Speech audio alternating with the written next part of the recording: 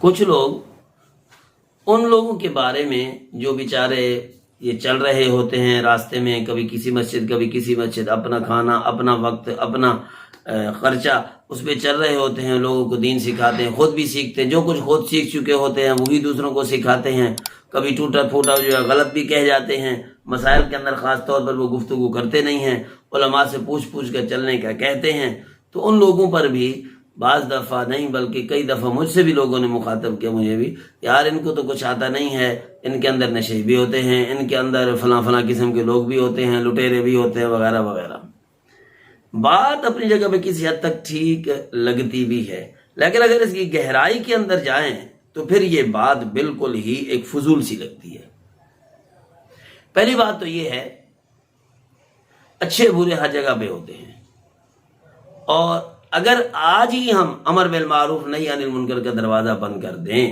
کہ ہمارے پاس تو اتنی صلاحیت نہیں ہے کہ ہم دوسروں کو کہہ سکیں، کیونکہ بندہ تو کمزور ہے، کبھی بھی پورا ہو نہیں سکتا، بڑا مشکل کہ ولی اللہ بنے، جب تک ولی اللہ بنے گی زندگی ختم، پھر ان لوگوں کو کون سمجھائے گا جو بیچارے راہ راست پہ نہیں ہیں۔ اس وجہ سے جتنا ہے نبی علیہ السلام نے فرمایا بلغوا انی ولو آیا، جتنا تمہارے پاس اتنا آگے پہنچا، جتنا تمہارے پاس اتنا آگے فارورڈ کرو، رکھنا نہیں ہے اس کو،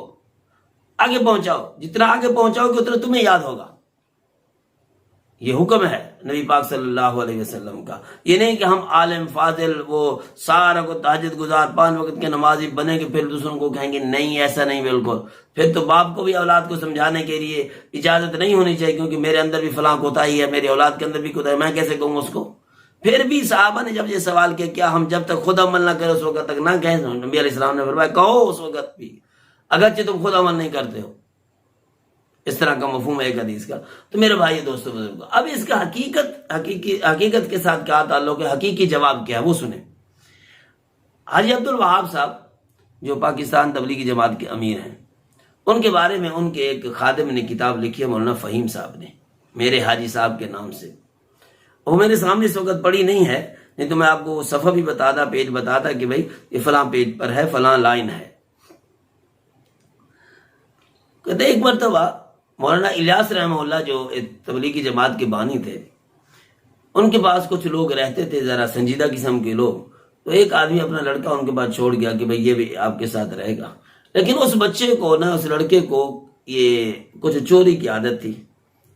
ایک دن کسی کا سامان اٹھا لیا تو لوگوں نے شکایت کی مولانا الیاس رحمہ اللہ سے، سامان واپس ہو گیا، انہوں نے سمجھایا بچے کو، لیکن 2-4 دن گزرے، ہفتہ گزرا، 15 دن گزرے، پھر چوری ہو گئی، پھر بھی اسی لڑکے کا قصور تھا۔ اب کچھ لوگ جو ہے، جس طرح آج کل وہ مجھ سے سوال کرتے ہیں، اس طرح کچھ لوگ جو ہے ذرا متنفر ہونے لگے، یار یہاں پر تو چور ہیں، یہاں پر تو ڈاکو ہیں، فلاں فلاں فلاں۔ مولانا الیاس رحمہ اللہ کے بعد جب یہ بات پہنچی تو انہوں نے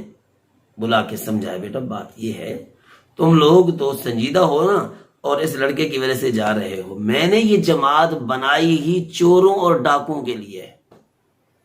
کہ تم مدرسے میں چلے جاؤ گے، مسجد میں چلے جاؤ گے، کسی حافظ، کسی قاری، عالم، مولوی صاحب کے پاس چلے جاؤ گے، تم تو سیکھ لو گے۔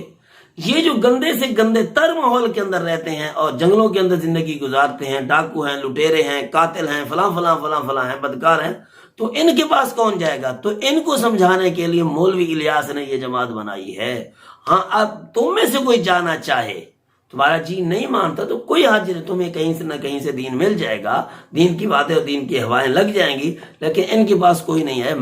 کسی نے نہیں آنا، میں نے انہی کو سمجھانے کے لیے، راہ راست پہ لانے کے لیے جماعت بنائی ہے۔ تو اسی وجہ سے وہ پرانا اثر وہ اب بھی باقی ہے، کیونکہ جب وہ سمجھانا ہی انہی لوگوں کو ہے زیادہ، جن کے پاس سب کچھ ہے، ان کو سمجھانے کی کیا ضرورت ہے؟ اب اس چور نے بھی آنا ہے، ڈاکو نے بھی آنا ہے، زانی نے بھی آنا ہے، فراڈی نے بھی آنا ہے، دھوکے باز نے بھی آنا ہے، اور چوری چکاری کرنے والے نے بھی آنا ہے، زبان کے بدتمیز بد تہذیب نے بھی آنا ہے، لیکن جو آئے گا اسی ماحول کے اندر ڈھل جائے گا۔ اب ہم بھی اپنی عمر کے نا تقریباً 35-40 سال کے لگ بھگ ہم لوگ گزار چکے ہیں، ہر دور کے اندر یہ جماعتیں آتی بھی ہیں دیکھتے ہوئے، لیکن کوئی آدمی بدتمیز نہیں ہوتا۔ ہم چاہے ان کے بعد بیٹھیں یا نہ بیٹھیں، وہ ہمارا ادب بھی کرتے ہیں، سلام بھی دونوں ہاتھ سے کرتے ہیں، ایستہ بھی بولتے ہیں، کبھی کبھی تحفے بھی دے جاتے ہیں، اور کنگھی مسواک شیشہ یہ بھی دے جاتے ہیں، اور روٹی بھی بڑے